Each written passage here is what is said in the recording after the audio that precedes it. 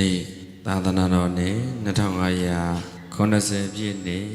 မြန်မာတို့ရဲ့ဟောဟာကောဇာတက္ကရာ1388ခုနှစ်ဒုတိယဝါဆိုလဆန်း12ရက်ခရစ်နှစ်2026ခုနှစ်ဇူလိုင်လ26ရက်နေ့အလူဒါယကဥဇော်လွင်ဦးအလူဒါယကမဒေါ်အုံမာမြင့်တို့၏ရှင်ပြုနာသအလူတော်မင်္ဂလာအားအကြောင်းပြု၍လူရှင်လူမများနှစ်ဘက်သောမိဘဆွေမျိုးများနှင့်တကွတရားနာပရိသတ်ပေါင်းသူတော်ကောင်းတို့အားဘုံဘုံအနေနဲ့ကျေးဇူးဆက်ဟောကြားပေးမဲ့တရားတော်ကတော့သောဏနန္ဒဇာတကကိုအခြေခံပြီးဟောကြားပေးမဲ့သာသမီဟူသည်တရားတော်ကမနေ့ညကဘုံဘုံကမိဘဟူသည်ဆိုတဲ့တရားကိုပြောခဲ့တာပေါ့နော်တာပြမကတော့ကအကုန်လုံးတော့မပါသေးဘူးဒီနေ့ညမှညက်ပြောဒီနေ့ကျတော့သောဏနန္ဒဇက်ကိုအခြေခံပြီးတော့သာသမီဟူသည်ဆိုပြီးတော့သာသမီရဲ့အခန်းကဏ္ဍကိုပြောဖို့ရှိပါမိဘကျင့်ဝတ်သာသမီကျင့်ဝတ်တပည့်ကျင့်ဝတ်ဆရာကျင့်ဝတ်လက်ကျင့်ဝတ်မယားကျင့်ဝတ်မရှိဘူးလားဟိလှဲပိတ်ပြင်ကနှဆောင်ချသို့မိဘနဲ့သားမယားနဲ့လင်အရှင်နဲ့ကျွန်းထေမွန်တကာမိတ္တဟာနဲ့ဆရာတပည့်တိတိမချိုကျင့်ဝတ်စုံလင်ဖြူတန်းစင်မှုရှင်လည်းမကွေသေလည်းမကွာနတ်ရွာလူပြည်လက်လျက်သူဆန်းစားမှု၍နေဘူးရွှေပြည်ဝဲအံ့သည်တည်မတိကျင့်ဝတ်ချွတ်သူတို့မှာလေးရွာဖို့လုံးလုံးလူဖြစ်ရှုံး၏သင်္ကသာဆရာတော်ဘုရားရဲ့နော်မြတ်စွာဘုရားရှင်ကဒီကနိကပါတိကဝတ်သင်္ကလောဝါဒသုတ်တို့ဂေဟိဝိနည်းသုတ်တန်တို့မှာလူတွေလိုက်နိုင်ရမယ်ဂေဟိဝိနည်းဆိုတာကဝိနည်းမှာကယဟန်တန်ဃာတွေလိုက်နိုင်ရမယ်ဝိနည်းဘေကုဏီမတွေလိုက်နိုင်ရမယ်ဝိနည်းတာမဏေတွေလိုက်နိုင်ရမယ်ဝိနည်းလူတွေလိုက်နိုင်ရမယ်ဝိနည်းဆိုမြတ်စွာဘုရားရှင်ဝိနည်း၄မျိုးပြအဲ့မှာဂေဟိဝိနည်းသုတ်တန်မှာဘာကိုပြလဲဆိုတော့လူဝိနည်းတွေကိုပြဘာတွေပြတော့အဲ့လူဝိနည်းပြတဲ့အခါနှစ်ဦးနှစ်ဖက်မှာတာဝန်ရှိမိဘသာသမီဆရာတပည့်လင်မယားအလုရှင်အလုသမားခေါင်းဆောင်နောက်လိုက်ဘာမှမကြံအောင်မြတ်စွာဘုရားရှင်ကလူတွေမှာဒီကျင့်ဝတ်စံတို့နေရှိရမယ်ဆိုပြီးတော့ moral ethic ပေါ်လေအစင်တန်းမြင့်အောင်ဒါမြတ်စွာဘုရားရှင်ကပြောခဲ့ဒီနေ့တရားသကန်းတွေဝင်တရားတွေကြိုးစားအားထုတ်ကြပြီးတရားမရတဲ့အကြောင်းရင်းတွေမှာဒါလည်းပါဘာဖြစ်လို့လဲဆိုတော့အိမ်မှာသားသမီးတွေကသာသမီကျင့်ဝတ်မကြည်ကြမိဘတွေကလည်းမိဘကျင့်ဝတ်မကြည်ကြဆရာတွေလည်းဆရာကျင့်ဝတ်မကြည်တပည့်တွေကလည်းတပည့်ကျင့်ဝတ်မကြည်အဲ့လိုမျိုးတွေရှိတဲ့အခါကျတော့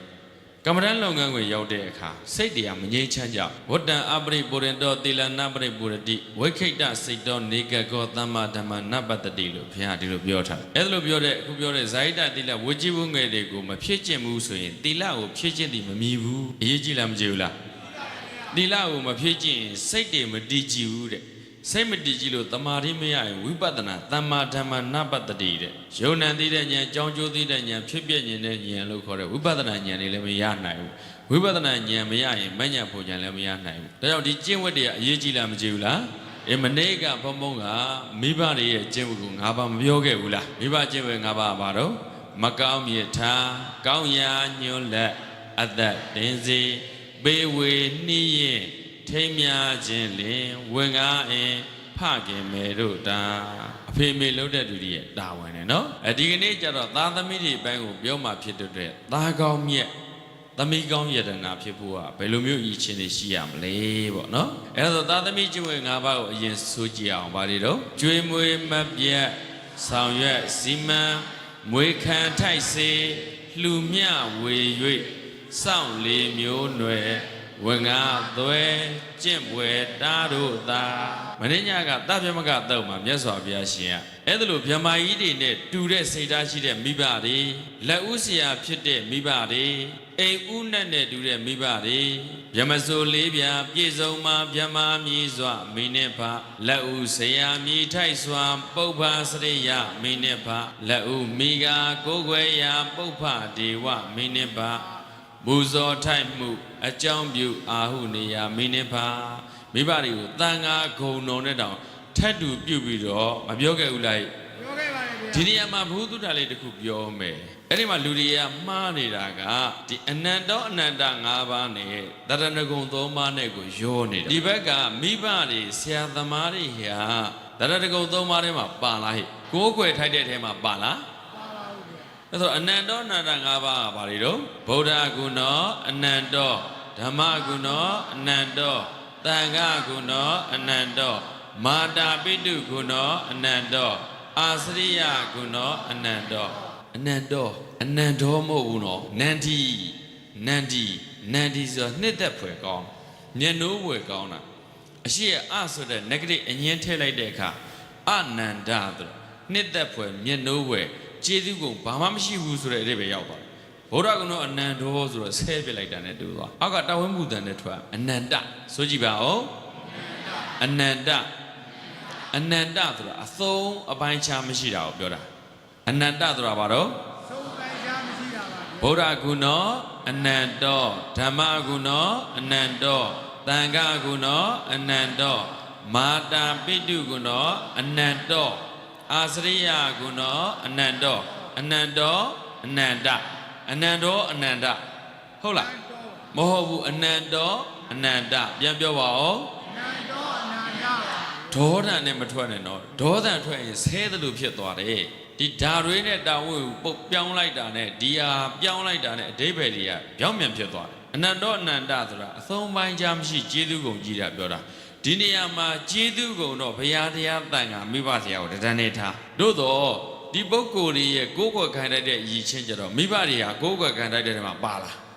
မပါဘူးကိုယ်ကွယ်ခံတရား၃ခုပဲရှိတယ်ဘုရားတရားတန်ခါအဲ့ဘုရားတရားတန်ခါဟာအက္ခဒက္ခိနိယမြတ်သောအလှခံပုဂ္ဂိုလ်အနေနဲ့ကိုယ်ကွယ်ထိုက်တယ်အဲ့ဒီနေရာမှာနတ်တွေအစားထိုးလိုက်တယ်အဲ့ဒီနေရာမှာဘိုးတော်တွေအစားထိုးအဲ့ဒီနေရာမှာတခြားဘသူ့ကိုပဲအစားထိုးလို့တရဂုံပြတ်တယ်ဟုတ်နော်အဲ့ဒီနေရာမှာအစားထိုးစရာမျိုးဒီ၃ခုပဲရှေးတော်လည်းဒီ၃ခုပဲအခုလည်းဒီ၃ခုပဲနောက်လည်းဒီ၃ခုပဲထပ်မပို့တော့လူတော်ခုနပြောတယ်အနန္တောအနန္တ၅ပါးကျေးဇူးကုန်ကြီးတာနဲ့ကိုးကွယ်ထိုက်တဲ့အရေးချင်းနဲ့တူလားမတူဘူးဒါရောနေကြအဲ့ဒါမတူဘူးဆိုတဲ့ဟာလေးဒီမှာခွဲသိရနော်ဒါကြောင့်မိဘတွေဟာကျေးဇူးကြီးလို့တဲ့ကျွေးမွေးမပြတ်ဆောင်ရွက်စီမံမွေခံထိုက်စေလူမြဝေ၍စောင့်လေမျိုးနွယ်ဝင်ကားသွဲကျင့်ပွဲတားတို့သာသမီတွေရဲ့တာဝန်နဲ့နော်အဲ့တော့မိဘတွေဟာတဲ့မိဘတိုင်းမှာမျောလင်းချက်၅ပါးဆိုတာရှိမျောလင်းချက်၅ပါးမရှိဘူးလားသူတို့တွေအသက်ကြီးလာရင်ငါတို့တွေသာသမီတွေကပြန်ပြီးတော့ကျွေးမွေးပြုစုကြလိမ့်မယ်မင်းညာသဗ္ဗမကသို့မှလည်းဘုရားရှင်ကဟောဒီဂုံဤသွေး၄ပါးနဲ့ပြည့်စုံတဲ့မိဘတွေကိုမင်းတို့ကြီးလာတဲ့အခါကျွေးမွေးပြုစုကြခြေစုပ်လက်နဲ့ပြုပေးကြအညောင်းအညာတွေဖြေဖြောက်ပေးကြနော်တခါတည်းစီလေးတွေပါလေးတွေနဲ့လိမ့်ကြံပေးကြရေမိုးချိုးပေးကြလက်သေးခြေသေးတွေထက်ပေးကြအစားအသောက်အဝတ်အစားတွေကိုဆင်းရင်ပေးကြမိဘတွေကိုကုသိုလ်ဖြစ်အောင်ဆောင်ရွက်ပေးကြမြတ်စွာဘုရားကြီးကမိဘတွေကိုကျေးဇူးဆက်တိုက်တဲ့အကြောင်းကိုဆုံးနေအောင်ဒီမှာပြောတယ်မိဘတွေကျေးဇူးများလားမများဘူးလားဒါကြောင့်မိဘတွေကသားသမီးတွေကိုငယ်စဉ်အခါနဲ့ကသားသမီးတွေမမွေးခင်နဲ့မိဘတွေကမကြိုးစားခဲ့ဘူးလားအဲ့လိုမိဘတွေကကြိုးစားပြီးတော့သားသမီးတွေကိုပြုစုဆောင်ရှောက်ခဲ့တဲ့နေရာမှာသားသမီးတွေကမိဘတွေကြီးလာရင်ရောပြန်လဲပြီးတော့ကျွေးမွေးပြုစုဖို့လိုလားမလိုဘူးလားလိုပါတယ်ဗျာနံပါတ်1ကမိဘနံပါတ်2ကသားသမီးဟုတ်ပြီနော်နံပါတ်1ကနံပါတ်2ကိုပြည့်စုံအောင်လွယ်လွယ်မရှိအောင်မထားခဲ့ဘူးလားနံပါတ်2ကမိဘဖြစ်ပြီးနံပါတ်3သားသမီးတွေမွေးလာရင်နံပါတ်2ဖြစ်တဲ့သားသမီးတွေကနံပါတ်1မိဘတွေကိုပြုစုဆောင်ရှောက်ခဲ့တာကြွေးမွေးပြုစုခဲ့တာမရှိဘူးဆိုရင်နံပါတ်2ကကိုမိဘဖြစ်တဲ့အခါသားသမီးတွေကကိုပြန်ပြီးကြွေးမွေးပြုစုဖို့မမျှော်လင့်ပါနဲ့ဒါကိုအနေတကန်ဆရာတော်ဘုရားကြီးကဘယ်လိုမိန့်လဲဆိုတော့တာဝန်းဘူးဝတ်ပြက်ရင်တာတလင်းချိတ်ဝတ်လေတဲ့ပြောပါတယ်တော့တာဝန်းဘူးဝတ်ပြက်ရင်တာတလင်းချိတ်ဝတ်လေတာပါတယ်တာဝန်းဝတ်တရားတွေပေါ့ကိုကသားသမီးကောင်မဖြစ်ခဲ့ရင်မိဘကောင်မဖြစ်ချင်တော့ကိုသားသမီးတွေလက်ထက်ကျကိုတဲ့ဆိုးရုံပဲရှိတယ်ဘိုးကောင်းစရာမရှိဘူးခက်ကလည်းဆိုးလာတယ်စနစ်ကလည်းဆိုးလာတယ်ပတ်ဝန်းကျင်ကလည်းဆိုးလာတယ်ကိုဆိုးတာကခက်ကမဆိုးသေးဘူးမိဘတွေကဘာသာရေးတာနာရေးရှိသေးတယ်ပတ်ဝန်းကျင်ကစောင့်ရှောက်အောင်ကောင်းမှသိသေးတယ်အခုပတ်ဝန်းကျင်ကမြို့ဆန်လာကျေးဇူးတော်ရှင်မိုးကုတ်ဆရာတော်ဘုရားကြီးကမြို့ဆန်လာတာရိုင်းလာတာကိုမြို့ဆန်လာတယ်လို့ဒီလိုပြောတယ်မြို့ကြီးတန်းဆန်လာလူတွေရိုင်းလာတယ်ဟုတ်တယ်မြို့မှာတော့တိန်နဲ့တိန်တခန်းနဲ့တခန်းလှေကားတစ်ခုတည်းတက်တောင်သစိမ့်ပဲဟုတ်တယ်နော်အဲ့ဒါမျိုးဆန်လာအခုဒီနေရာတွေကမြို့မဆန်သေးလို့နည်းနည်းလေးပတ်ဝန်းကျင်အဆောင်ရှောက်လေ တို့တော့နည်းနည်းလေးမြို့ဆန်းလာတာနဲ့အများလူတွေပို့ပြီးစိန်ကားလာတယ်ညီညွတ်မှုတွေနည်းလာနော်အဲ့ဒါနဲ့ကိုတရားကိုသားသမီးတွေပတ်ဝန်းကျင်မှာပြည့်စည်နေပြီဆိုဝိုင်းဝေကူညီညာစောင့်ရှောက်ပေးဖို့မိဘတွေကိုပြန်ပြီးပြောပေးဖို့စိတ်ဝင်စားတော့ငါတို့နဲ့မှဗာဆိုင်တာမှတ်လို့ဆိုပြစ်ထားတာအနေများလားမများဘူးလားဒါကြောင့်နံပါတ်1ဖြစ်တဲ့မိဘတွေကိုနံပါတ်2ဖြစ်တဲ့သားသမီးတွေကပြန်လဲပြုစုလုပ်ကြဖို့လိုလားမလိုဘူးလားအဲ့ဒါဆိုရင်ကိုကနံပါတ်1သမားတွေကကိုကမိဘဖြစ်ရင်ကိုရဲ့သားသမီးနံပါတ်3တွေကကိုပြန်ပြီးပြုစုလုပ်ကြလိမ့်မယ်အဲ့ဒီတိုင်လှည့်လည်ပြီးသွားမယ်ဆိုရင်တော့ငါတို့ကုသိုလ်တွေကတိုးဖို့ပဲရှိသားသမီးယူတာဘာမှကြောက်စရာမကောင်းဟုတ်လားအဲ့ဒါတော့ဂျပန်မှာတွေ့တဲ့အတွေ့အကြုံလေးတစ်ခုပြောအောင်မယ်ဒါဘုံဘုံရောက်တဲ့နိုင်ငံတွေမှာဒါကိုလေ့လာဒီသူများတွေအဆောက်အဦတွေစီးပွားရေးတွေဒါတွေကိုအောင်ဆိုင်ပြီးလေ့လာတာပေါ့ဘုံဘုံအဲ့ဒါကိုအဓိကလေ့လာတာမဟုတ်ဘူးအဲ့ဒီနိုင်ငံရဲ့ယဉ်ကျေးမှုလူမျိုးတွေဘယ်လိုရှိတယ်လဲဘုံဂျပန်ကိုရောက်တော့အိုဆာကာမှာတဲခဲ့တဲ့အိမ်တွေရှိတယ်အဲ့ဒီအိမ်မှာလေအဲ့ဒီအိမ်ရောဝင်းရောပေ60ပတ်လည်လောက်ရှိတယ်အိမ်ရောဝင်းရောအကုန်ပါပြီးတော့အိမ်ကလည်းအခန်းတွေလည်းအကုန်ရှယ်ပဲအကျန်းကင်းရသားတခါတဲ့အပူတွေပါအပူလွတ်လို့ရတဲ့ဟာတွေပါပြီးလား facility အပြည့်အဲ့ဒီအိမ်ကိုနေသွားတာလင်မယား2ယောက်ထဲပဲအဲ့ဒီအိမ်ကိုသူတို့တည်တဲ့အခါကျတော့သိန်း1000တောင်မပြည့်ဘူးမြန်မာပြည်မှာသိန်း1000မြေကွက်မရမြန်မာငွေသိန်း1000ဆိုဂျပန်မှာမြေရောအိမ်ရောလျှက်စစ်မြေအကုန်ပြီးစီးပါအကောင်စားကြီးပဲအဲ့ဒါဘောစိတ်ဝင်စားတယ်ဟာဒါတော့အိမ်သေးတွေမြေသေးတွေချိုသလားဆိုမဟုတ်ဘူးဗျာတဲ့မြို့ပေါ်မှာတော့တအားဈေးကြီးတယ်မြို့စွန်လေးတွေရောက်လာတဲ့အခါမိဘတွေသေးသွားတဲ့အခါကျတော့သားသမီးတွေကဒီမြို့စွန်နယ်စွန်လေးတွေပြန်မလာတော့ဘူးတဲ့မလာတော့တဲ့အခါအခွန်တွေကများလာတဲ့အခါကျတော့အဲ့ဒီအိမ်တွေကိုဈေးချိုချိုနဲ့ရောင်းလိုက်တယ်အဲ့ဒါဘာကြောင့်ပြန်မလာတာလို့ဆိုတော့သူတို့တွေကတဲ့အမှန်သိပြီဆိုတော့ငယ်ငယ်လေးတွေကမိဘတွေကိုအာမကိုတက်အောင်သင်လာတာဒါလည်းနည်းနည်းတော့သတိထားခေတ်ပညာရေးမှာလေဘုံဘုံမိဘတွေကိုသားသမီးတွေအာမကိုတက်အောင်ထားပညာရေးအစစ်မီအောင်ထားသူတို့ကိုသူတို့ကြိုးစားတဲ့အောင်ထားတော့ဘုံတော့ရှောက်မပြောခဲ့ဘူးလားဒါပေမဲ့အစွန်းလည်းရောက်လို့မရဂျပန်တွေကျတော့ငယ်ငယ်လေးတွေကကိုအားကိုတက်အောင်သင်လာတာအေးအထက်တန်းကျောင်းပြီးတက္ကသိုလ်ရောက်ပြီဆိုတာနဲ့ကိုယ့်အကိုပတ်တန်ရှာပြီးကျောင်းတက်တော့အဲ့ဒါလိုမျိုးနဲ့အကုန်လုံးကမြို့တက်သွားကြတာဘလောက်အတက်ကောင်းလဲဆိုတော့အတောင်ပံတွေတက်ပေးလိုက်တယ်လို့ပဲလှဲ့ကိုပြန်မကြည့်တော့တနေ့နေလို့တစ်ခေါက်ရောက်ဖို့မသေးချဘူးတဲ့အဲ့ဒါတော့မိဘတွေအသက်80ကျော်ပြီဆိုတာနဲ့သူတို့တိမ်ငဲလာတော့အလုပ်တွေပို့ပြီးတော့ဖိပြီးလို့အလုပ်တွေဖိလို့ပဲမဲ့သူတို့ကလုံခြုံမှုနှွေးထွေးမှုမရှိဘူးစိတ်ချမ်းသာမှုမရှိဘူးအဲ့လိုနဲ့အသက်80 80အသက်ကလည်းသိရှိတယ်သူတို့အသက်ရှိတာအထီးကျန်ဆန်ပြီးအသက်ရှိတာ80ကျော်နေကြရတယ်ဂျပန်လူမျိုးတွေကနော်အဲ့လိုနဲ့အသက်ရှိပြီးတော့လင်မယား2ယောက်တည်းကိုယ်နဲ့လင်ကအရင်သေးသွားတော့မယား1ယောက်တည်းကျန်မယားအရင်သေးတော့လင်1ယောက်တည်းကျန်အစိုးရချပေးရအဲ့လိုမျိုးနဲ့ဟာဒီရင်ချင်းမှုတော့ငါမကြိုက်ဘူးလို့ဘလောက်ပဲတိုးတက်ပျော်စရာကောင်းလားမကောင်းကျေးဇူးတရားဆိုတော့သူကသင်မထားတော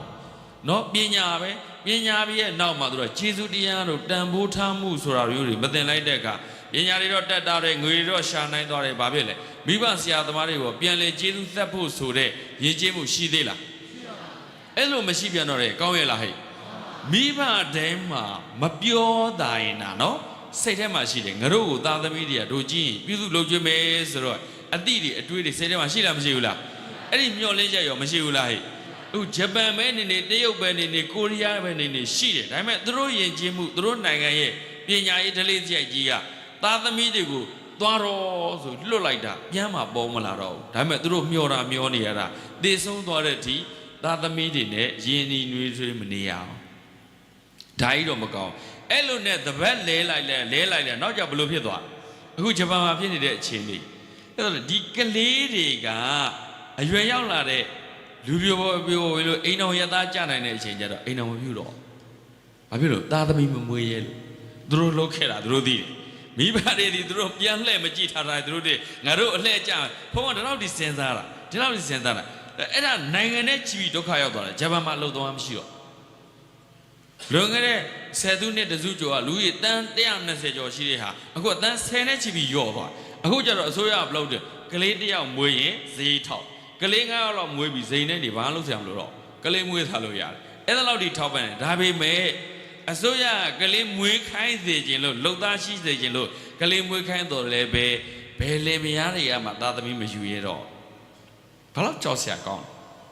ဟုတ်လားစဉ်းစားနော်တိုးတက်စေဆိုတဲ့နောက်မှာယဉ်ကျေးမှုဒလေးစရိုက်တွေ ပါပြီးတော့ပျက်စီးသွားတယ်ဆိုရင်ဒါမကောင်းဘူးလူမျိုးမှာပျောက်သွားမယ်အခုဂျပန်နိုင်ငံမှာဆယ်စုနှစ်တစုဆိုရင်လူကြီးဆယ်ကနန်းနီးရော့သွားတယ်9 နဲ့10 တန်းကျော်ရော့သွားတယ်နော်အဲ့ဒါကနိုင်ငံအတွက်ကောင်းသေးလား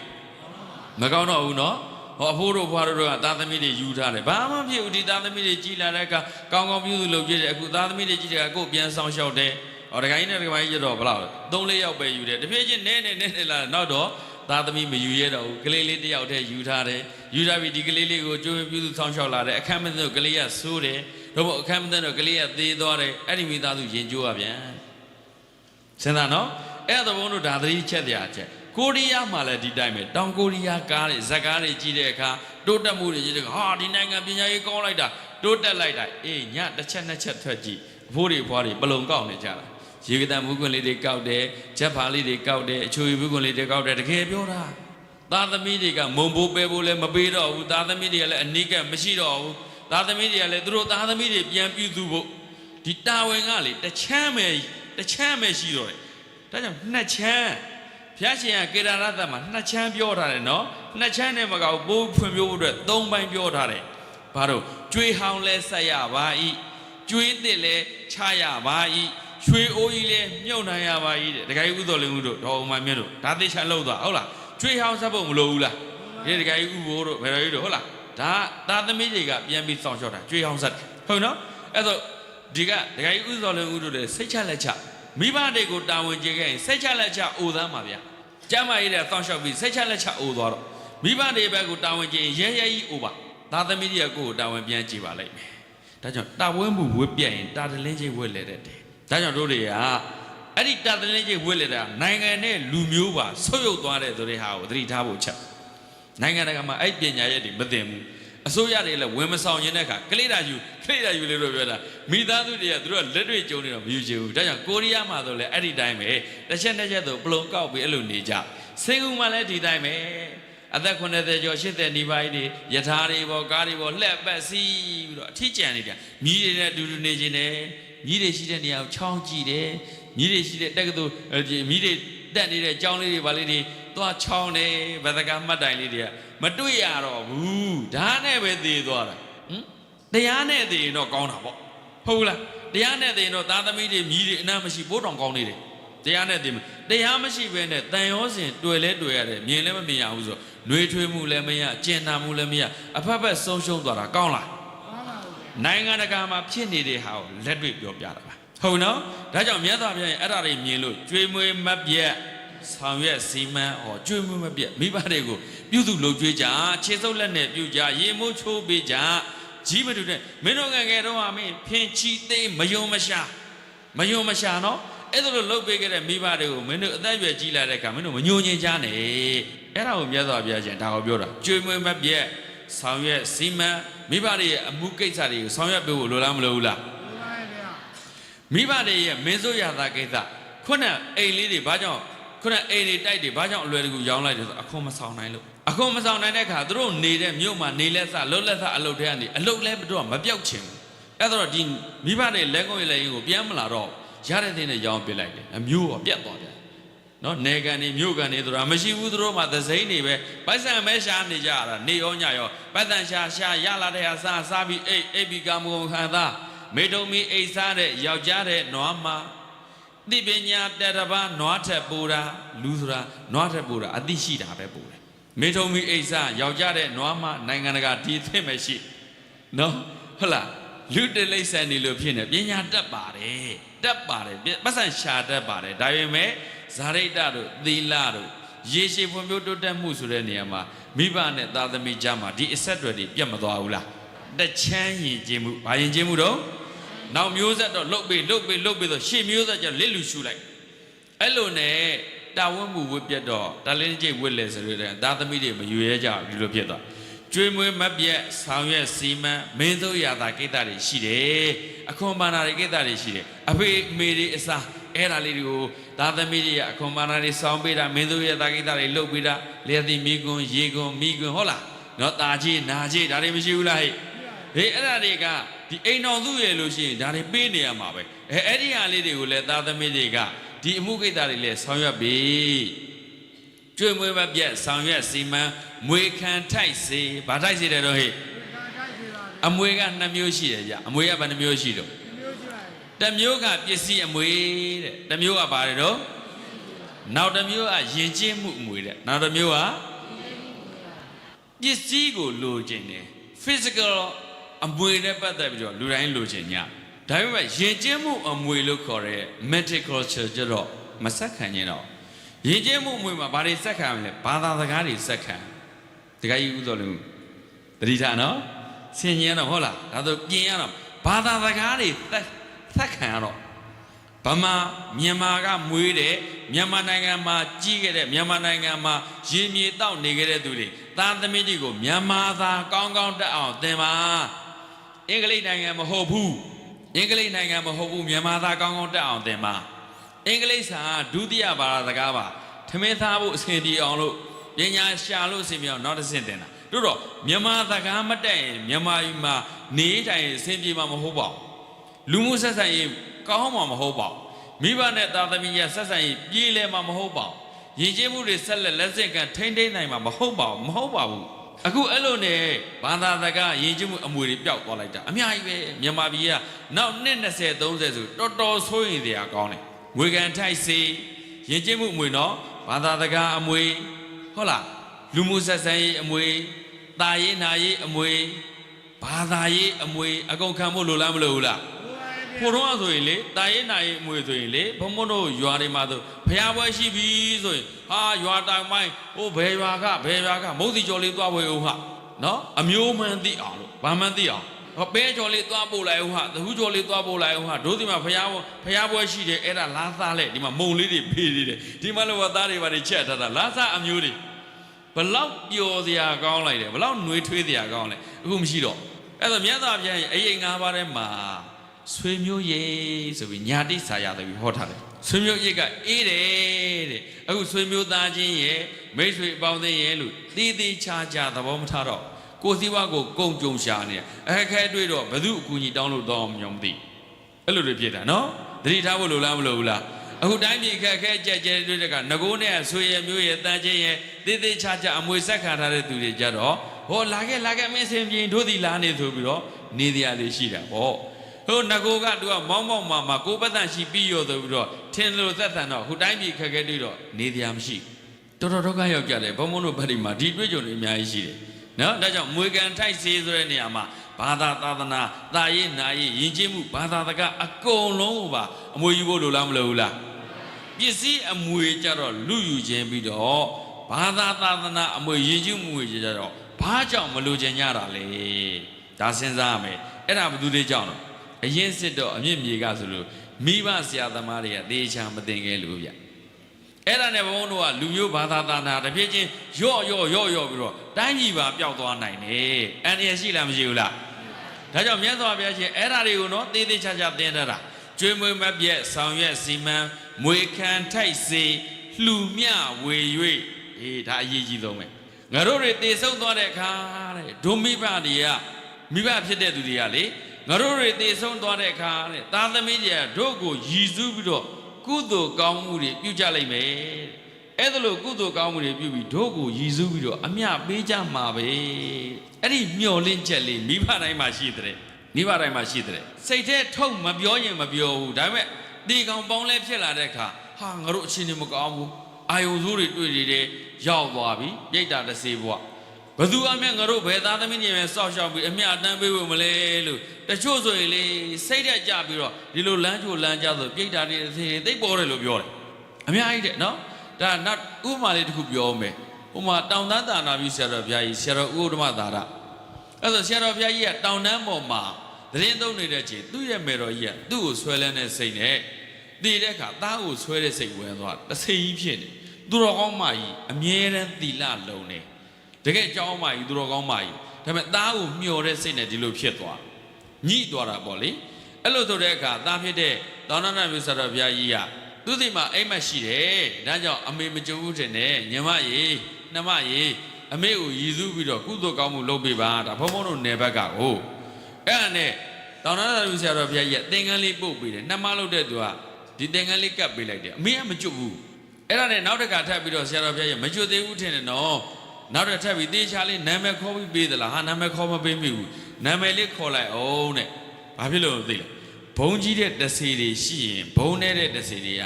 ကမှီစားရတာတဲ့မှီကိုစားရတာတဲ့သူကဘုံကြီးရင်စင်ပြီးတော့မိပြီးကြံစွတ်ရတာတဲ့အဲ့ဒါလို့ရှိတဲ့အခါကျတော့ဘုံကြီးတဲ့သူကျွတ်တော့မယ်ဆိုရင်အလူပေးတော့မယ်ဆိုရင်တို့တွေအေသကချင်းထွက်အောင်ဆိုပြီးတော့ချောင်းသားတို့ဝေဆောင်တို့လိုပေါ့လေတဆေတွေရဲ့အလဲပတ်သွားတာရှိတယ်အဲ့ဒါခေါ်သွားကြရတယ်မကျွတ်အောင်လို့ကျွတ်သွားရင်တို့စားတရားတောက်တရားရှားပေါက်သွားမှာဆိုလို့အဲ့ဒါကြောင့်အမြဝေတဲ့အခါကျတော့သုံးကဝေတာဒီသဘောမမိလိုက်ဘူးဆိုရင်မီးလာအောင်သုံးကပြန်ဝေရဟုတ်လားအဲ့လိုအမြဝေတဲ့အခါကျတော့နာမည်ကိုတေးသေးချာချာခေါ်ပြီးဝေရတယ်တဲ့အဲ့ဒီကြမှာကိုဝေလိုက်တဲ့အမြကသူ့စီရောက်သွားပြီသူကကျွတ်တာတဲ့နောက်တာတကလေးတစ်ခုပြောဦးမယ်အဲ့ဒါခုနပြောတဲ့တောင်နာတာဆရာတော်ဘုရားကြီးအဲ့ဒီတိုင်ပြောလိုက်တဲ့အခါသူ့အမေနာမည်လေးကိုပါတက်ပြီးတော့အမြတန်းပေးလိုက်တဲ့အခါအမေလုပ်တဲ့သူကတဆေးဘွားကျွတ်သွားတယ်တဲ့အဲ့ဒါဘုရားရှင်လက်ထက်ကရှင်သာရိပုတ္တရာဆိုအလုံးကြားဘူးတယ်မလားလက်ရတော်ရရင်နော်သူ့ရဲ့လွန်ခဲ့တဲ့၅ဘွားကတော်ခဲ့တဲ့အမေကတဆေးဖြစ်နေတာအဲ့ဒီတော့ဗုဒ္ဓဘာသာမဟုတ်ပါဘူးဒါပေမဲ့ဒီဘွားမှာရှင်သာရိပုတ္တရာကလက်ရတော်ရဖြစ်ငါသားရေတဲ့အမေမကျွတ်ဘူးတဲ့အဲ့ဒါကြောင့်သာကူညီပါအောင်ဆိုရှင်သာရိပုတ္တရာကဆွမ်းခံလာတဲ့ဒီကနေပြီးတော့သင်္ကန်းပိုင်းလေးရလာအဲ့ဒီသင်္ကန်းပိုင်းလေးကိုပိုင်းဖြတ်ပြီးတထွာလောက်တပေလောက်ပိုင်းဖြတ်ပြီးတော့အဲ့ဒီသင်္ကန်းဖက်လေးတွေကိုတန်ဃာတွေလိုက်လူတယ်သင်္ကန်းရှားပါတဲ့အရှင်ဘုရားများအခုခေတ်လိုမပေါ်ဘူးသင်္ကန်းရှားပါတဲ့အရှင်ဘုရားများပန်းတကူချုပ်ဖို့ဆက်ဖို့လိုတဲ့အရှင်ဘုရားများအလူခံပါဘုရားတို့သင်္ကန်းလူတာအဲ့လိုလူတာအဲ့ဒီခေတ်ကနော်ပြီးတဲ့အခါတပြီးတော့စွန်ကောင်းလေးတွေရလာပါတယ်ဗျစွန်လေးတွေအလူခံပါဗျဆွေးဝင်းကောင်းလေးတွေရပါတယ်အလူခံပါဗျတန်ဃာတွေအဲ့လိုလူပြီးတော့တန်ဃာကိုရီမတ်ပြီးလူပြီးတော့အခုလူတန်းတဲ့အလူကိုတဲ့အမေအမြရပါသေးဆိုတော့တဆေမာကြီးကသာဓုခေါ်ပြီးကျွတ်သွားတယ်နော်ဒါပေတဝတ္ထုမှာပါတယ်ရှင်သာရိပုတ္တရာရဲ့လွန်ခဲ့တဲ့၅ဘွားကအမေမကျွတ်ဘူးဒါကြောင့်လှူမြဝေ၍ဆိုတာအဲ့လောက်အရေးကြီးလို့ဘုရားရှင်ထည့်ပြောထားတယ်ဒါကြောင့်ကျွေးမွေးမပြည့်ဆောင်ရွက်စီမံမွေခံထိုက်စေလှူမြဝေ၍စောင့်လေမျိုးနွယ်ဘာဆောင်အမျိုးနွယ်စောင့်ဖို့လိုလားမလိုဘူးလားတို့ဘာမျိုးတွေတို့ဟဲ့မြန်မာမျိုးတွေမို့လားဘာဘာသာကိုဝတ်ကြတာဟဲ့ဗုဒ္ဓဘာသာမို့လားဟုတ်ပြီလားအဲ့လိုအမျိုးနွယ်ကိုစောင့်ရှောက်ဖို့ရောအရေးကြီးလားမကြီးဘူးလားဘာသာသာသနာမျိုးနွယ်တည်တည်ချာချာစောင့်ရှောက်ဖို့လိုတယ်ဒါကြောင့်ကိုယ်မျိုးကိုယ်ဘာသာကိုယ်သာသနာကိုယ်နိုင်ငံကိုချစ်တဲ့အောင်မိဘတွေကတခါတည်းသင်လိုက်ပါအခုကျတော့မိဘတွေအင်္ဂလိပ်စာတက်နိုင်ငံခြားပို့အင်္ဂလိပ်စာတက်နိုင်ငံခြားပို့မြန်မာပြည်ကဘွဲရတယ်လို့ပဲဟိုနိုင်ငံမဘွဲရတော့လဲဟိုကိုယ့်ထက်တော်တဲ့သူတွေအများကြီးအဲ့ဒီခြားတွေကမနှဲကြိုးစားရတာတတိထားမိလားမြန်မာပြည်ကဘွဲရတယ်အလုံးလက်မဲ့တွေအများကြီးမရှိဘူးလားဟိုနိုင်ငံမလဲဒီတိုင်းပဲတော်တော်ကြိုးစားမှတော်တော်ကြီးကိုတော်ပြီးကြိုးစားမှအဲ့ဒီကြိုးစားတဲ့အပြင်ဘာလို့ရလဲဆိုတော့တကယ်ကိုရိုးရိုးသားသားစုစုဆောင်လုပ်နိုင်မှနည်းနည်းလေးပိုရှန်တာအများကြီးထင်ကြီးမနေနဲ့ကလေးတွေလည်းမေးကြည့်အောင်တပည့်တော်တို့ဘယ်နေရမလဲဗျာဆိုဘုံဘုံလာလာတိုင်မညဒါကြောင့်မိဘတွေကအဲ့ဒါကိုလည်းအမျှော်မြင်ရှိဖို့လိုပါတယ်ပြည်တွင်းပဲထားတာပြည်ပပဲထားတာသားသမီးတွေနဲ့ဆွေးနွေးအခြေအနေမှန်နေသိဖို့လိုလားမလိုဘူးလားစောင့်လေမျိုးနွယ်ဒီနိုင်ငံကိုချစ်တဲ့အောင်ဒီမျိုးဒီဘာသာဒီသာသနာနဲ့ဒီရည်မြေကိုချစ်တဲ့အောင်တေချာသိမိတာဖို့လိုလားမလိုဘူးလားအဲ့ဒါကြောင့်မှဒီကလေးတွေဟာကြီးလာတဲ့အခါဒီရည်ကျင်းမှုဒီသာသနာရဲ့အဆုံးအမဒီဘာသာရဲ့အဆုံးအမတွေကိုရပေးတဲ့ကအခက်မသိလို့နှလုံးသွင်းမသိလို့သေသွားလို့ဟုတ်လားဒကာကြီးဒကာမကြီးများနော်အဲ့လိုမျိုးဆိုတဲ့ကမကြွမလို့ရင်ကိုယ့်ကိုရည်စူးပြီးကုသိုလ်လုပ်ပေးမယ်မိဘတွေကိုရည်စူးပြီးလုပ်ပေးတဲ့ကုသိုလ်တဲ့ဗလီ၅ပါးထဲမှာဒီကုသိုလ်လည်းလုပ်ပေးလို့ဘုရားရှင်ကမိဘတွေအတွက်ရည်စူးပြီးတော့ဘိုးဘွားတွေအတွက်ရည်စူးပြီးကုသိုလ်လုပ်ပေးကုသိုလ်လုပ်ပြီးတော့ဟိုနေရာဒီနေရာအများကြီးဟောတာရှိတယ်အရေးကြီးလို့လားမကြီးလို့လားဗုဒ္ဓဘာသာမဟုတ်ရင်အဲ့ဒီခွင့်ရလုံးဝဆုံးရှုံးသွားစိတ်ပူစရာကြီးနော်ဗုဒ္ဓဘာသာမဟုတ်ရင်အဲ့ခွင့်ရလုံးဝဆုံးရှုံးသွားပြီနိုင်ငံခြားနေရင်ဗုဒ္ဓဘာသာဖြစ်ဖို့ခက်သွားတယ်ဘာဖြစ်လို့လဲဆိုတော့အတွေးတွေကဘာသာရေးအတွေးသိမ့်မပေးတော့ဗုဒ္ဓဘာသာနဲ့ဆက်ဆက်တဲ့အတွေးသူတို့ကောင်းထဲမှာမရှိဘူးသင်တဲ့ဆရာတွေမှာဒါကြောင့်မပေးနိုင်တဲ့အခါအဲ့ကလေးတွေကအဲ့ဒီဆရာတွေသင်ရင်အထင်ကြီးနဲ့ကိုယ့်ဘာသာသာနာပေါ်မှာလစ်လူရှုလာတယ်နောက်တော့ non religion တနေ့ကတရုတ်ပြည်ကိုသွားတော့ဂိုင်းလုတ်တဲ့တက္ကမတော်တယ်ပေါ့အိုလီဗာတဲ့ဘာကိုးကွယ်တာလို့ဆိုမတ်စ်ဝါရာကိုကိုးကွယ်တာလေကြားဘူးလားကွန်မြူနစ်ရဲ့ဖခင်ကြီးလေမတ်စ်ဝါရာကိုကိုးကွယ်တာလေဖះမဟုတ်ဘူးလူဘာမှမကြသေးဘူးနှစ်ပေါင်း200သူတို့အဲ့ဒီမတ်စ်ဝါရာကိုကိုးကွယ်ပြီးကွန်မြူနစ်လေသူတို့ကကွန်မြူနစ်နိုင်ငံကိုအဲ့ဒါနဲ့တရုတ်ကစီးပွားရေးတက်လာတာလေ သူတို့ကပိုက်ဆံဖျားပဲပိုက်ဆံရအောင်နီလန်းချပေးတဲ့သူကကိုးကွယ်ရပဲနတ်ပြည်တွေနိဗ္ဗာန်တွေနောင်ဘဝကောင်းမှုတွေသူတို့စဉ်းစားအခုကောင်းကောင်းစားကောင်းကောင်းနေရဖို့အဲ့ဒီတိုင်းဆိုရင်ဒီဘာသာသာရဲ့အဆုံးအမတွေမရဘူးဆိုအန္တရာယ်များလားမများဘူးလားဒါကြောင့်သားသမီးဖြစ်တဲ့သူတွေကဘာဝတ္တိထားဒီ၅ချက်ဟာအရေးကြီးတယ်။ဂိုင်ဆိုကြည့်ပါလေတော့ကျွေးမွေးမပြတ်ဆောင်ရွက်စီမံမွေခံထိုက်စေလှူမြဝေ၍စောင့်လေမျိုးနွယ်ဝငါသွဲကျင့်ပွဲတားတို့တာဟုတ်လားဟဲ့ကဲအဲ့ဒါနဲ့ဒီဘက်ကိုဇလန်းဘက်ကိုပြန်သွားသောဏနန္ဒသတ်မှာတခါကဦးစင်းလေးတွေပါဘုံကြီးဝက်လာတာလျှော့တော့မတွက်နဲ့အလွန်ချမ်းသာတယ်ဘီလီယံနာဒါပေမဲ့ဘုရားသည်ကနေတရားနာပြီးတော့သတိတံဝေကရပြီးတော့တော်ပြီဖေတို့မေတို့သားအိမ်တော်လည်းမပြုကျင်တော့ဘူးနော်လောကီအာယုံကာမဂုဏ်တွေလည်းမခံစားကျင်တော့ဘူးသာသနာ့ဘောင်ဝင်ပြီးတော့ပဲတရားအားထုတ်ပါမယ်သားကိုခွင့်ပြုပါတဲ့ဒကာကြီးဥသောလုံးတို့ဒကာမကြီးတော်အောင်ပါမင်းတို့ကလေးတွေကခွင့်တောင်းရင်ခွင့်ပေးမလားဟုတ်လို့လားမလေးခုတော့ကိုရင်လေးထွက်ခိုင်းနေပြီလားမထွက်ခိုင်းနေပါဘူးနော်ဟုတ်နော်ကိုရင်လေးကပျော်လားအိတ်ပျော်တာနေမှာပါဟုတ်ပြီနော်ပျော်ဖို့ပဲလွယ်မလဲနော်သေးသေးချာချာလေးချက်သင်ကြပြီမှာကဲဟုတ်ပြီအဲ့ဒါဆိုတော့သားလုပ်တဲ့သူကအဖေမေကိုခွင့်တောင်းတယ်ခွင့်တောင်းတော့အဖေမေကခွင့်မပြုနိုင်ဘူးသားရဲ့တဲ့အမေတို့ဖေတို့မှာဒီသားလေးတစ်ယောက်ရှိတာတဲ့ဒါကြောင့်ခွင့်မပြုပါရသေးနဲ့လို့ဒီလိုပြောတာအမေတို့အဖေတို့ခွင့်မပြုရင်တော့သားထမင်းမစားတော့ဘူးအစာငတ်ခံစန္ဒပြတာ9 ရက်လောက်ကြာသွား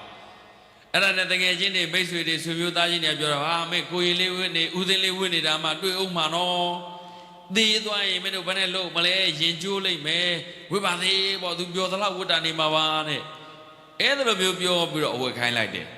ဒီဦးသိန်းလေးကလည်းတခါတည်းတရားတွေသေချာကြိုးစားခြင်းနဲ့ဆိုပြီးတော့9 ဝဖះเจ้าမှာနေပြီးတဲ့အခါကျတော့ဩတပည့်တော်တော့တောထွက်ပြီးတရားကျင့်တော့မယ်ဖះဆိုပြီးတော့တောထွက်ပြီးတရားကျင့်တောထွက်ပြီးတရားကျင့်တောထဲမှာနေတယ်တရားတွေကြိုးစားအားထုတ်တယ်တရားမရနိုင်ဘာဖြစ်လို့တရားမရနိုင်တော့အိမ်မှာအဖေတို့အမေတို့ဘလို့များရှိနေပါဆိုတဲ့အတွေးလေးကဝင်းဝင်လာတယ်ဒါကြောင့်တန်တက်က10 ပါးထဲမှာမိဘတွေအပေါ်မှာတန်ရောစင်ရှိလို့ဘုံကြီးမွေးဖြစ်တာတွေရှိတယ်မိဘတွေကိုကြွေးမပြုသူကိုလည်းဘုံကြီးထွက်ဖြစ်တာတွေလည်းရှိတယ်ဒီလိုမျိုးတွေပြောတာရှိတယ်နော်ကဲပြီးထားတော့မိဘတွေရဲ့တန်ရောစင်အတွေ့လေးနဲ့ဆိုတော့ဝိတုကာမတော့သူဖြတ်လိုက်တယ်ကိလေသာကာမမှာမိဘတွေအပေါ်မှာတွေ့တာနေတဲ့အတွေ့အတာလေးကမပြတ်နိုင်ပဲနဲ့တရားကျင့်အမေတို့ဖေတို့မှကျမ်းမာကြီးမှကောင်းရဲ့လားမေတ္တာပို့ရင်းနဲ့နောက်တော့အမှတ်လေးတွေရလာပြန်ဒီလိုနဲ့စိတ်လေးလဲနဲ့ဘလောက်ကြာသွား15 နှစ်ကြာသွားတယ်ဦးစင်းဝတ်တော်တာဗနှစ်နှစ်ကြာသွားတော့လုံးဝအိမ်မပြန်ဘူးနော်15 နှစ်ကြိုးစားပြီးအားထုတ်လိုက်တဲ့အခါကျတော့နောက်15 နှစ်လည်းပြည့်လာရောကဲဖေတို့မေတို့ရှိတဲ့ဒီမြို့ကိုပြန်မအောင်မလေးဖခင်လည်းအဲ့ဒီမှာရာဇကြုံမှာရှိတယ်လို့ပြောပါတယ်ဆိုတော့ဖះရှိတဲ့အချိန်မှာတကမှတ်ပြီးပြန်သွားတယ်ပြန်သွားတော့အဲ့ဒီရာဇကြုံမြို့ထဲမှာမြို့အစွန်မှာတထောင်သားလင်များရှိတယ်တခါတည်းစုပ်ပြက်လို့နော်ယောဂဗျာတွေကလည်းထူလို့အနာကြီးတွေကလည်းပေါက်လို့တကယ်ကိုပင်ပန်းပေါ့အိန္ဒိယကိုရောက်တဲ့ခါတွေ့လိမ့်မယ်ဟာတခါလေကလာတွေကလမာကြီးတွေအဖိုးဘွားကြီးဆိုသိပြီးတော့ညစ်ပက်ပေးတူစုပ်ပြက်နေတာပေါ့အဲ့ဒီထဲမှာသူကတထောင်သားကြီးတွေဖြစ်နေတဲ့အခါဒီဦးစင်းလေးကသနာသွားတာဟာအဖိုးနဲ့အဖွားကတော်တော်ကြီးပြီမကြမ်းမှလည်းဖြစ်နေတယ်အနာရောဂါတွေလည်းရှိတယ်ပင်ပန်းနေလိုက်တာတနာလို့သူခုနရွာတွေကမြို့အစွန်ကဆွမ်းခံလို့ရတာလည်းဟာလေမုံလေးသွားပေးလိုက်တဲ့အခါကျတော့အမေလုတ်တဲ့တရောင်းသားမကြီးကငါသားလေးထင်တယ်တဲ့သားလေးဆိုပြီးလှမ်းခေါ်လိုက်တယ်ဘာဖြစ်လို့လဲသိလားအမေလုတ်တဲ့လူကသားသမီးတွေရဲ့အနတ်ငါစာသိတယ်ချီးနှံသေးနှံငါစာသိတယ်တို့ဒီလောက်ထိကိုကလေးတွေနဲ့ပတ်သက်ပြီးတော့ရင်ထဲမှာရှိခဲ့ချွေးထွက်တဲ့အနံ့ကလည်းသိတာပဲအခုမျက်သိမမြင်တော့ဘူးနားလည်းမကြားတော့ဘူးမုံလေးလာပြီးတော့ယူတော့သားလေးထင်တယ်သားရည်နဲ့ခေါ်လိုက်တော့အဲ့ဒီမှာခုနဦးစင်းလေးလည်းငကိုးနဲ့ကမိဘတွေပေါ်လွမ်းတဲ့အခန်းလေးရှိလိုက်တော့ဟုတ်တယ်အဲ့ဒါနဲ့နီးကမေးမြန်းကြည့်တော့အဖေအမေဖြစ်နေရောအဲ့တော့ဦးစင်းလေးတခါလေးချုံဝဲချငိုတာပဲမိသားစုငိုကြတာဩအမေတို့အဖေတို့နော်သားဘုန်းကြီးဝတ်သွားတော့ဒီမှာစီးပွားရေးတွေလည်းဘာမှမလုပ်နိုင်တော့ဘူးသားသမီးမရှိတော့ဘူးဆိုတော့ငါတို့မျိုးဆက်မှာအနာဂတ်မျောလင်းချက်တွေဘာမှမရှိတော့ဘူးဆိုတော့ဘာမှမလုပ်တော့ဘူးမခိုင်တော့ဘူးတဲ့ဘ ဘာသာရေးအဆုံးအမလည်းမရှိတော့တဲ့အခါကျတော့နောက်တော့စီးပွားရေးတွေကအလိန်ခံတာအခိုးခံအဝတ်ခံနဲ့မကြခင်ဆုံးရှုံးသွားတဲ့အခါကျတော့ဆယ်စုနှစ်တစုကြော်ကြော်အတွင်းမှာပဲတထောင်သားဖြစ်သွားအဲ့ဒါဒီဦးစင်းလေးရမဖြစ်ပါဘူးအဖေတို့မေတို့ဒါဆိုရင်မျိုးအစုံကတဲတယ်တားနေပြီးတော့ဦးစင်းလေးကနေပြီးတော့လှုပ်ပေးမဲဆိုဒီဦးစင်းလေးကနေပြီးတော့တက်ခက်တဲတန်းလေးတွေပါလေးတွေခုနအဖေအမေတထောင်သားလည်းအများကြီးနေတရားထိုင်တရားလေးလှုပ်ပေးသင်္ကန်းလေးတွေပါလေးတွေနဲ့ကာပေးအဲ့မှာနေတရားထိုင်တရားလေးရနောက်တော့မျိုးတဲ့သုံးကန်ကြွရာသမျိုးတဲ့သုံးကန်ကြရလာတဲ့ဆွန်းနေဆိုရင် तू ကမစားဘူးအဖေအမေကိုအရင်ကျွေးတာဒီဦးစင်းကလူမထွက်ဘူးနော်အဖေအမေကိုအရင်ကျွေးတာတော်တဲ့မှာနေတော့ကတော့တဘာသာရတော့တယ်တဘာသာဖူးလုံးလုံးဖော်တော့ဖူးလုံးလုံးရှိတော့ဆိုးဆိုးပြပြရှိအခုမြို့မှာရောက်လာပြီးတော့ဆွမ်းကန်ဆွမ်းဟင်းနေပါလေကောင်းကောင်းရတော့လဲပဲဒီဦးစင်းလေးက2 ရက် 3 ရက်နေလို့တခါမစားတခါတည်းတပတ်လောက်နေမှဆွမ်းလေးတက်တက်ဖုံးသွားအဖေမေပုံမပုံရင် तू မဖုံးအောင်အဲ့လိုနဲ့လားနဲ့ကြီးပြီးကြားလာတဲ့အခါပိန်ချုံပြီးတော့ပြင်မန်းလာတရင်သုံးပေါ်ဖြစ်တဲ့ဦးစင်းတွေကဘလို့ဖြစ်တာတော့ရှင်မြတ်တော်တဲ့နေတော့တောရသောက်တီတွေတော့တစ်ထက်သွန်းတဲ့တောရသောက်တီတွေတော့ရှင်မြတ်စိုးစိုးပြည့်ရှိပါတယ်အခုပိန်6လို့ပါလားဘာယောဂမြန်ရတာတော့ငါရှင်နဲ့မေးတော့ယောဂမရပါဘူးတဲ့ကျမ်းမာရေးကတော့နည်းနည်းတော့အားနေနေသလိုရှိတယ်ဆုံးကုန်မပြည့်သလိုဟာအရှင်မြတ်မနက်ကသပိတ်နဲ့အများကြီးရသွားတာပါမဟုတ်ဘူးဗျာတဲ့တပည့်တော်အဖေနဲ့အမေကိုကြွဟဲ့အရှင်မြတ်တပည့်တော်ပြောအောင်မယ်ဗျအဖေအမေကိုတပည့်တော်အဲ့လိုထားခဲ့တဲ့အခါကျတော့စီးပွားပြက်ပြီးအခုတရောင်းသားဖြစ်နေတာအဲ့ဒါတပည့်တော်ကဆွမ်းခံကျွေးနေတာတဲ့ဘာလို့ကျွေးနေတာတော့နောက်တော့အဲ့ဒါသူကျွေးနေဘာဖြစ်သွားလဲဆိုတော့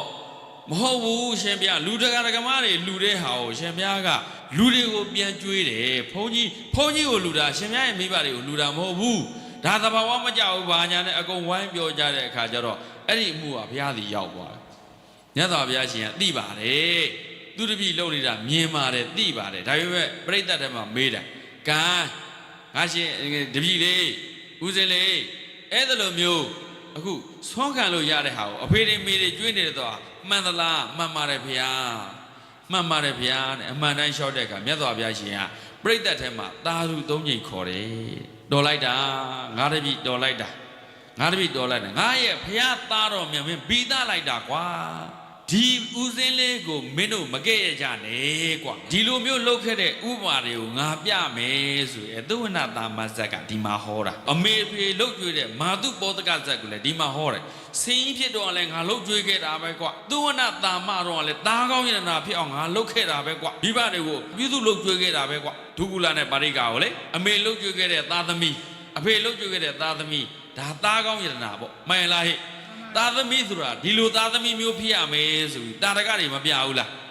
မာတုပောတကတတ်မှာတော့လဲစင်မင်းဘဝမှာစင်နေ8000ကိုအုပ်ချုပ်ရတဲ့စင်ဘယင်ရာသူကိုအဆုံးရှုံးခံပြီးတော့ဘယင်ရာသူနဲ့အဖေအမေလှုပ်ကြွေးတဲ့ဟာနဲ့ငါလဲခဲ့တာကွာဒါကြောင့်မင်းတို့သူ့ကိုမကဲ့ရဲ့နဲ့ဒီတိုင်းလို့မှငါချီးကျူးတယ်ဒီလိုမျိုးပြောတယ်နောက်သောဏနန္ဒသက်ကိုဟောတာခါဇက်ကိုကနာတာအဲ့လိုနဲ့မြတ်စွာဘုရားချီးကျူးအားပေးတဲ့ဒီကဒီဦးစင်းလေးကအာရဝါဒဖြစ်သွားပြီးတော့ကြည်နူးသွားတယ်ပေါ့လေနောက်တော့ဦးစင်းတွေကသူတို့ပို့တဲ့ဆွန်းနေဟင်းတွေကိုကြံတဲ့တန်ကလေးလာဝိုင်းလှူကြပေးကြအဲ့ဒီမှာဒီဦးစင်းလေးကသူ့ရဲ့မိဘနှစ်ပါးကိုဆွန်းလေးတွေလည်းပြည့်ပြည့်လုံးသားတရားလေးပြည့်စုံကျွေးနိုင်ပြီးအဲ့ဒါလေးတွေကိုစားတောက်ပေါ့လေပြီးတော့တရားလေးတွေဟောပြီးတော့သူကိုယ်တိုင်လည်းတရားကျင့်မိဘနှစ်ပါးကိုလည်းတရားဟောတော့မိဘနှစ်ပါးလည်းသောတာပန်တည်သွားတယ်အပေတကာပိတ်မသွားဘူးလားကျေးဇူးဆက်တဲ့သူကအဲ့ဒါအမျက်ဆုံးပဲဗျမှန်လားဟဲ့သူကိုယ်တိုင်လည်းအဲ့ဒီဘဝမှာယဟန္တာဖြစ်သွားတာအဲ့ဒီယဟန္တာဖြစ်သွားတဲ့ဒီဇလန်ထဲမှာပါတဲ့ဥစဉ်လေးကိုအကြောင်းပြုမြတ်စွာဘုရားရှင်ဟာအခုဘုံဘုံပြောပြမယ်သောဏနန္ဒသက်ကိုပြောတာဘာသက်တော့အဲ့ဒီမှာသောဏနန္ဒသက်မှာအခါရပါတိုင်းပြည်တစ်ပြည်မှာပေါ့လေမနောဇဆိုတဲ့ရှင်မင်းရှိတယ်ဟဲ့ဘယ်သူလဲတော့မနောဇရှင်မင်းမှာပရောဟိတ်ပုံနာကြီးရှိတယ်အဲ့ဒီပရောဟိတ်ပုံနာကြီးကသိပညာတော်တာပဲပြောမလို့ဒီကနေ့ခေတ်လို့ဆိုတက္ကသိုလ်ကပါမောက္ခကြီးပေါ့ဗျာအဲ့လိုတက္ကသိုလ်ပါမောက္ခကြီးမှာသူ့မှာဘုံနေမကြီးလည်းရှိတော်တော်နဲ့သားသမီးမရနိုင်ဘူးနောက်တော့မိမကြီးသားသမီးရဖို့လိုတယ်ငါတို့အမွေသားနေအမွေခံနေပိုင်းဆိုင်ထားတဲ့ပစ္စည်းဥစ္စာဘန္နာတွေကလည်းလက်ညှိုးတို့လည်းအလွန်ပေါ်လာပါတယ်ဂရေ80ဂရေ100မကဘူး ဒါကြောင့်သားသမီးယူကြရအောင်ဘလောက်တိသူတို့ကကြိုးစားလဲဆိုတော့မင်းညဘုံဟောခဲ့တဲ့ဂါထာလိုပါပဲအာကင်္ခမာနာပုဒ္ဒပလံဒေဝတာယနမတံတိနက္ခတာနိစ္စပုဇ္ဇတိဥရုတံဝိစရာနိစ္စသားသမီးဆိုတဲ့အသီးပွင့်ကိုလိုချင်လို့တဲ့သားသမီးကိုဗာနဲ့ဥပမာပေးတာလယ်သမားတွေယာသမားတွေအခုစပစ်ဆိုင်တဲ့သူတွေစပစ်စဆိုင်လိုက်တယ်စပစ်သီးတွေအများကြီးမထွက်သေးချင်ဘူးလာ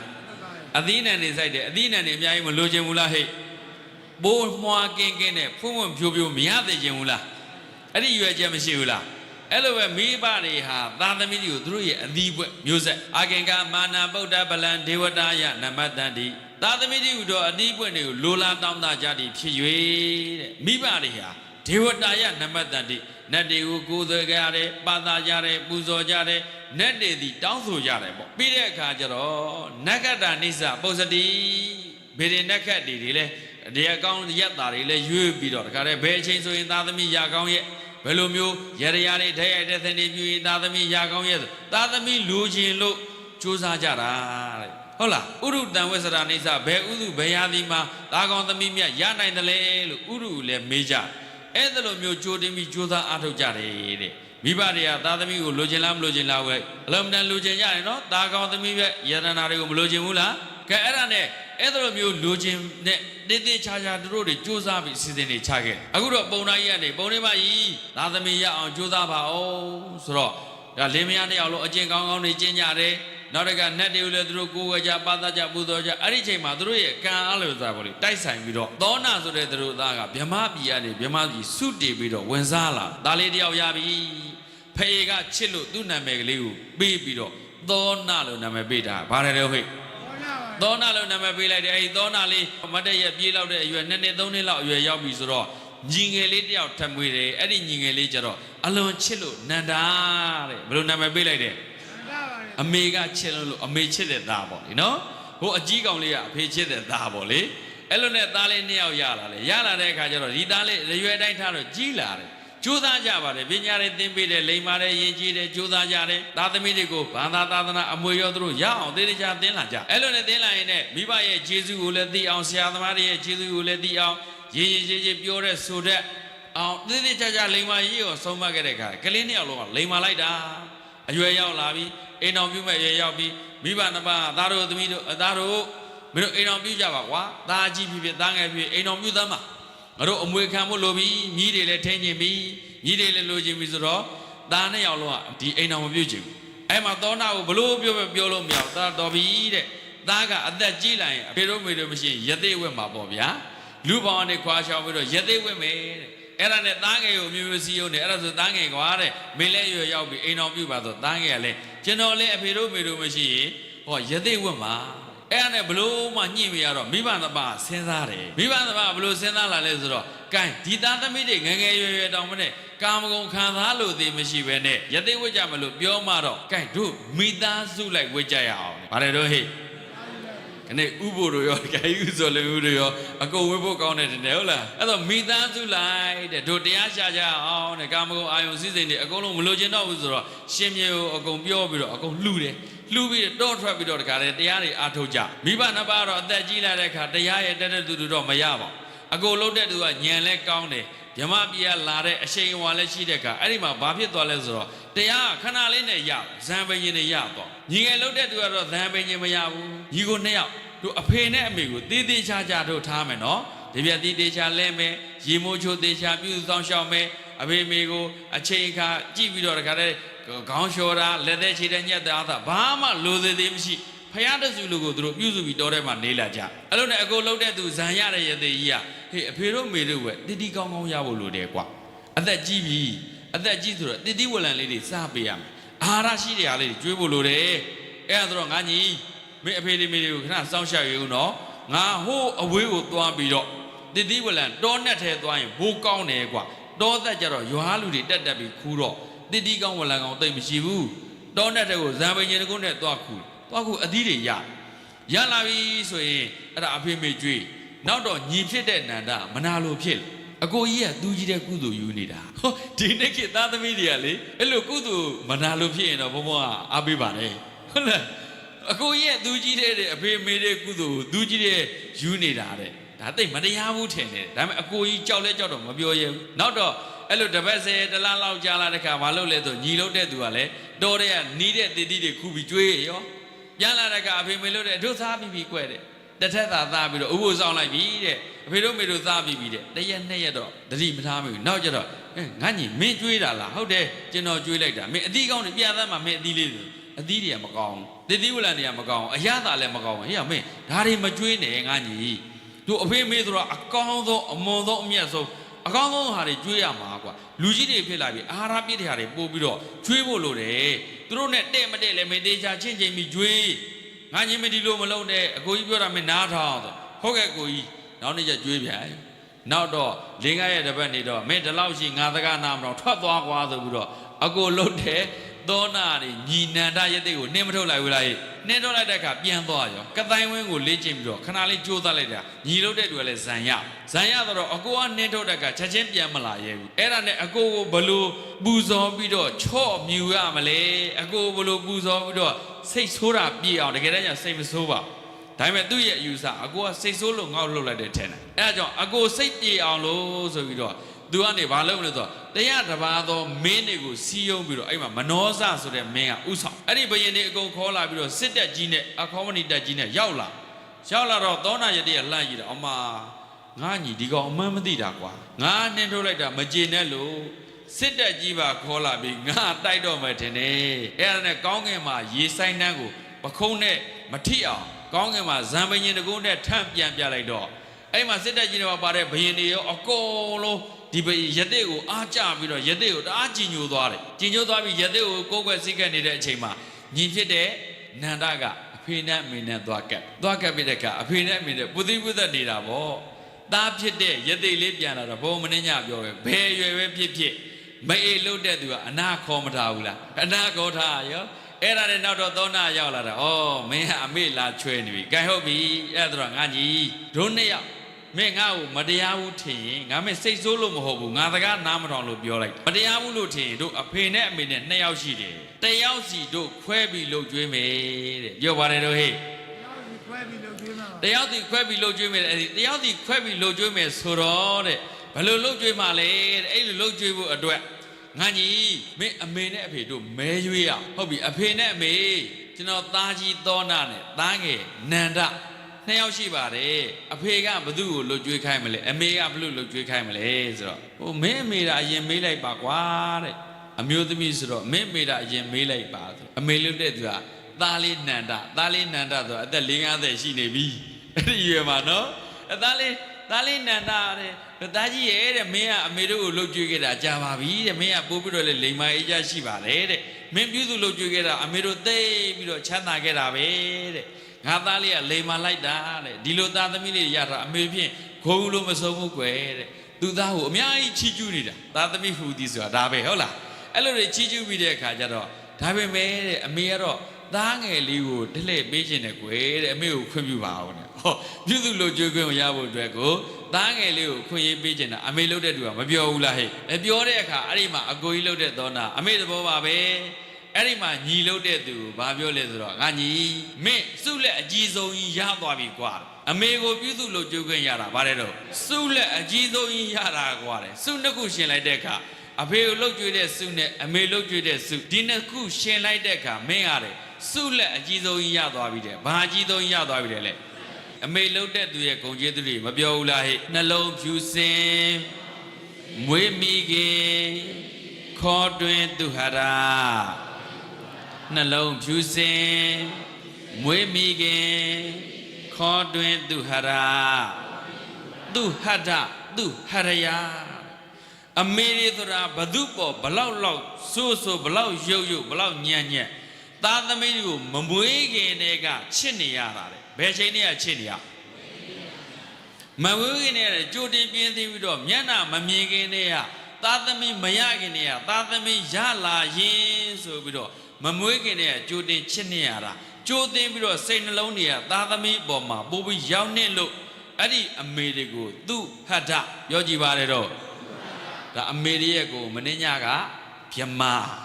ဟုတ်လားပြီးတော့ပုပ္ပါစရိယပြီးပုပ္ဖဒေဝဟောအာဟုနေယဒီနေ့ညတစ်ခုသိုးသွားပြီဗါတဲ့တော့ သူဟတ္တအလုံးပြောကြည့်ပါတယ်တော့သူဟတ္တသူဟရယဆိုတာပါတယ်တော့နှလုံးသားအလှဆုံးအဖြူစင်ဆုံးပုဂ္ဂိုလ်အမေတွေကအဖေတွေမပြောဘူးနော်အဖေတွေပြီးမှပြောမယ်ဟုတ်လားအဲ့ဒီအမေတွေကတဲ့သူဟတ္တသူဟရယအမေတွေဟာနှလုံးသားအလှဆုံးပုဂ္ဂိုလ်ဘလောက်ဘယ်သူ့ပေါ်မှာဘလောက်ယုံညံ့ဘလောက်ရိုက်တခါကဘမောကဟိုရန်ကုန်မှာလေကြက်မပြည့်တဲ့အမျိုးသမီးတစ်ယောက်တဲ့လိုင်းပေါ်မှာတွေ့လိုက်တယ်ကြက်မပြည့်ဘူးတဲ့ဒါပေမဲ့ကြက်တာမပြည့်တာသူ့ကလေးကြချစ်လိုက်တာ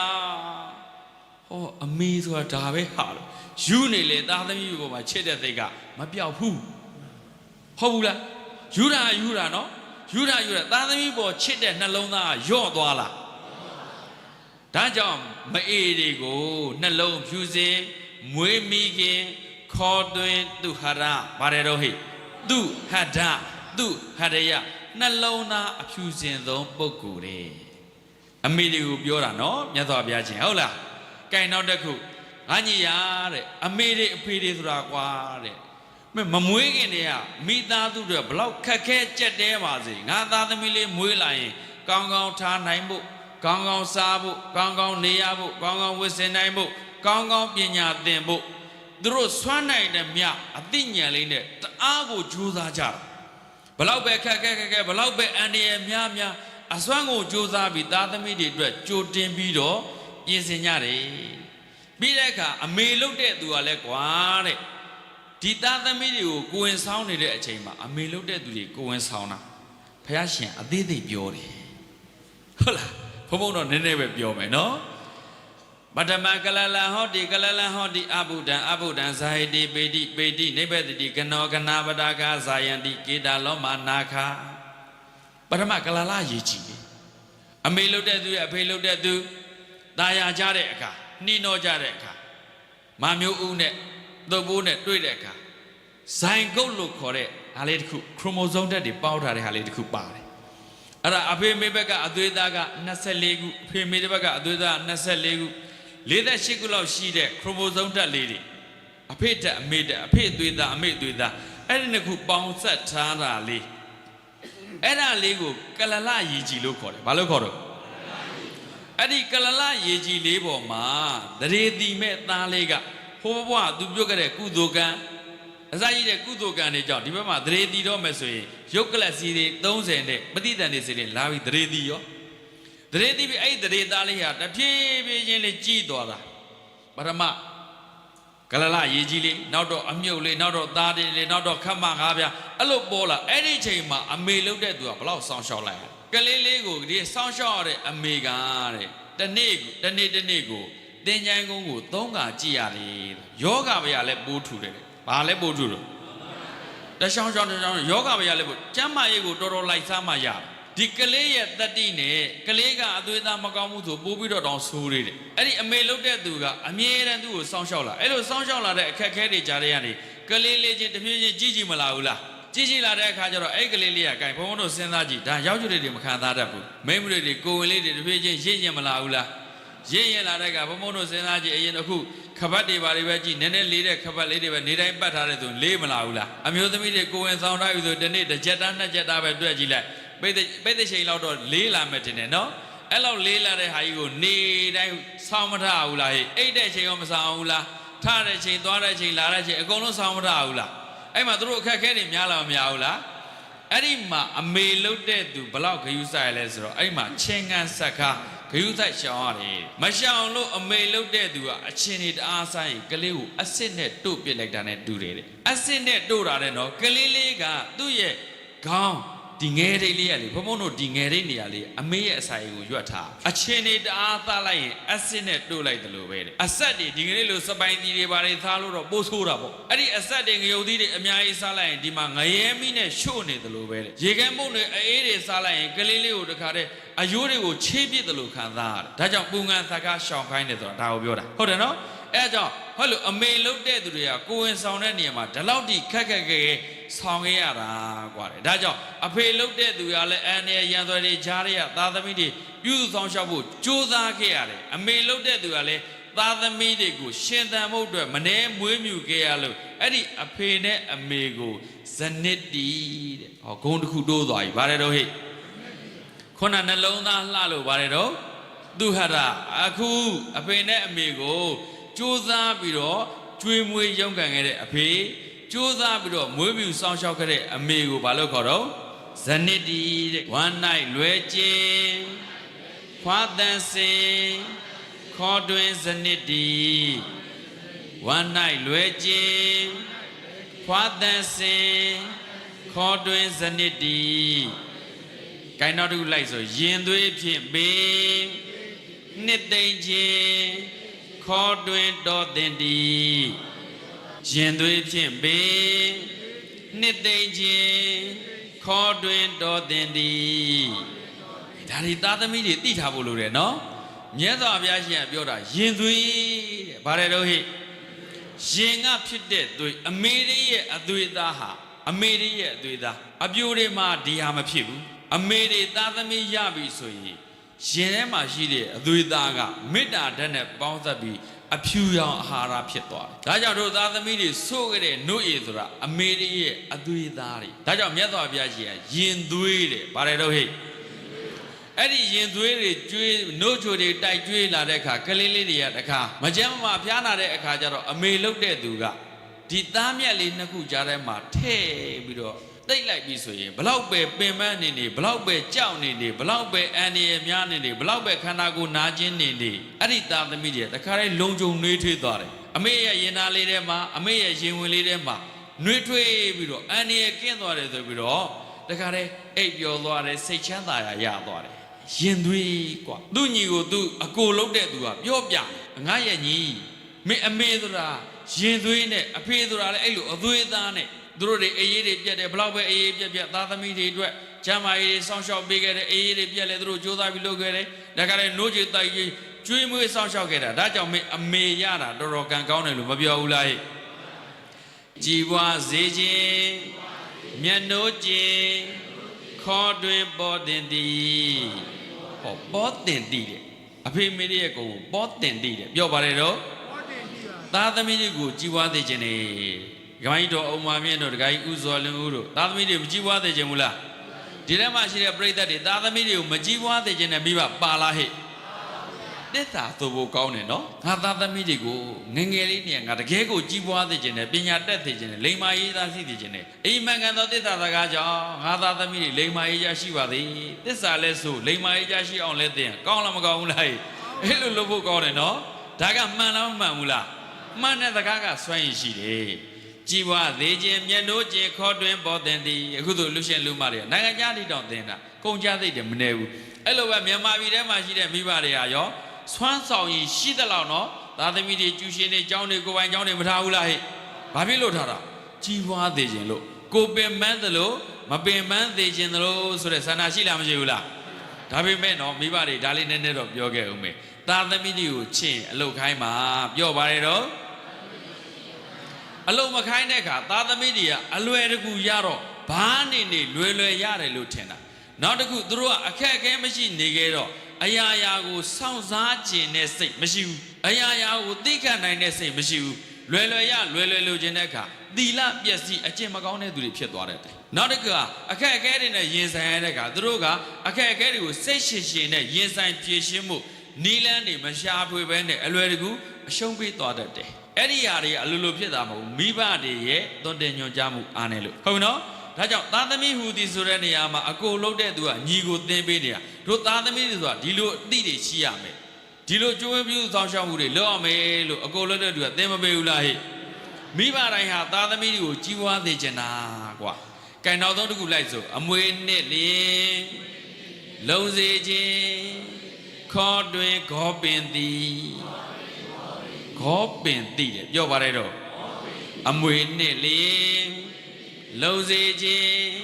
ခေါ်တွင်ခေါ်ပင်သည်အမွေနှစ်လင်းလုံးစေခြင်းခေါ်တွင်ခေါ်ပင်သည်သားသမီးတွေတွေ့တဲ့လုပ်ငန်းတွေချမ်းသာနိုင်မှုလေယာချောင်းမြောင်းဥယျာဉ်တိုက်တာအစာအုံအမွေတွေချမ်းသာနိုင်မှုအမွေတွေပေးနိုင်မှုမကြိုးစားဘူးလား